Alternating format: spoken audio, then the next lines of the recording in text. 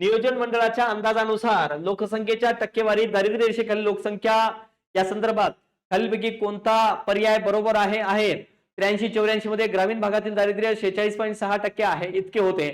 93-94 मध्ये 36% लोकसंख्या दारिद्र्य रेषेखाली होती. 90-91 मध्ये 35%. आता एवढं कसं काय 90-91 मध्ये 35 आणि 93 मध्ये असं म्हणते बरोबर चुकीचं आहे. 87-88 मध्ये भारतातलं 37% दारिद्र्य लोकसंख्या होती म्हणते बघा 87-88 मध्ये 93-94 मध्ये 36% म्हणजे वाक्य चुकीचे आहेत. म्हणजे 3 वाक्य जर चुकीचे असतील हे ओके तर मग काय रे याचा अर्थ पर्यायात उत्तरच नाही तुमच्या. हा प्रश्न रद्द झालेला आहे. का पर्यायात उत्तर नाही म्हणजे याचं काही बघू नका आकडेवारी. एवढी आकडेवारी कोणाला लक्षात राहणार नाही 83-84 तर मग इथं उत्तर सांगितलं तुम्ही काही गरज नाही. मी तुम्हाला स्पष्ट सांगतोय ही आकडेवारी लक्षात राहणार नाही.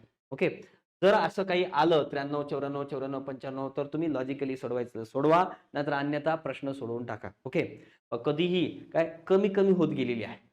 ओके मग एका लकडावालाच विचारणार हे एक विचारलं तर तज्ञ गट पद्धत. ओके पण जर प्लॅनिंग कमिशननं स्वीकारले म्हणते ना मग ते 4-5 पर्यंत जर कुठली मागची विचारले 4-5 च्या अगोदरची तर ती लकडावाला कमिटीने स्वीकारलेली आकडेवारी आहे. लकडावाला कमिटीने रिकमेंडेशन केलेली आहे. मग ते आपण लकडावालाची तुम्हाला दिलेली आकडेवारी मी कधीपासूनची सगळी जवळजवळ 8-10 वर्षाची आकडेवारी दिलेली आहे. ते थोडं तुम्ही बघून घेऊ शकता त्याच्या आधारे द्या पण इथं तुम्ही कन्फ्युजन करून घेऊ नका डोक्याला. ओके